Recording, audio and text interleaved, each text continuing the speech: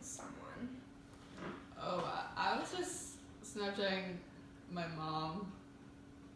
Alright, anyways, we came here to do our study sync prompt, so I think we should get started. Wait, that's what we were here for.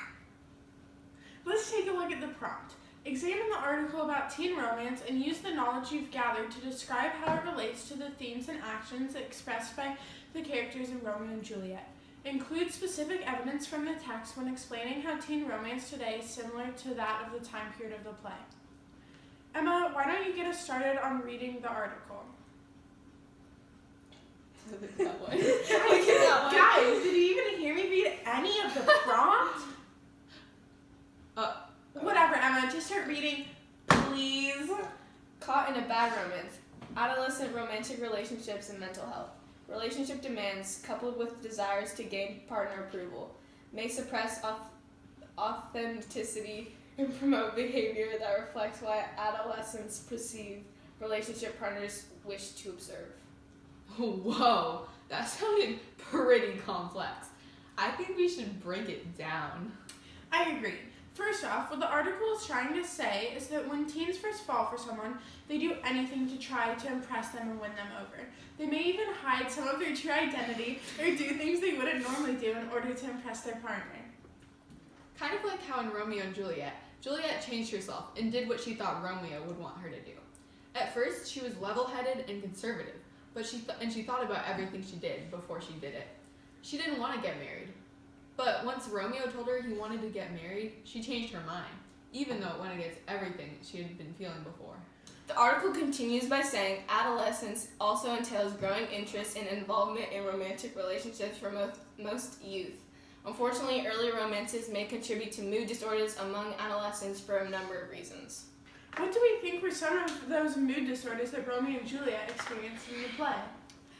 Well, in the beginning, Romeo claims to be in love with Rosaline, a girl he creepily saw in the forest, and immediately fell for her. Sketchy.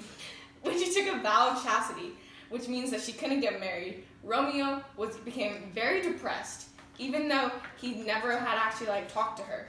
Clearly, his reckless attraction to Rosaline became detrimental to his mental health. Ooh, here's a good point.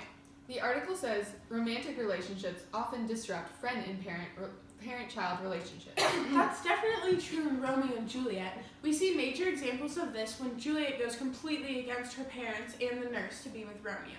She gets in big arguments with them and refuses to open up to them, which is a big change from the way she used to act. She used to be kind and respectful, and she always listened to her parents, but her relationship with Romeo changed all of that. Romeo's relationship with Juliet also affected his friendships with Benvolio and Mercutio. Rather than hanging out with them and joking around like he used to, he spent all his time with or thinking of Juliet. He stopped talking to them and never opened up to them about his romance. Man, whatever happened to bros before? One more thing. One final point I think we should discuss from the article is when it says, rejections and breakups are often emotionally taxing experiences. Hold on. Romeo and Juliet never broke up, though.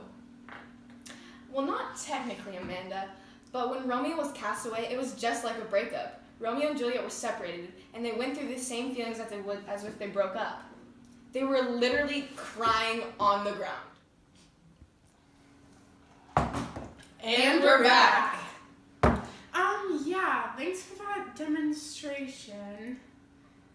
Anyways, great point, Emma.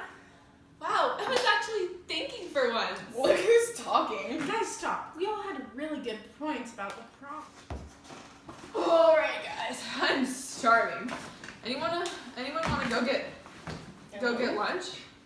No, I want to do more close reads, Amanda. Of course I want to go. Actually, I can't. I have plans with you-know-who. Have fun. Bye, Emma. Bye.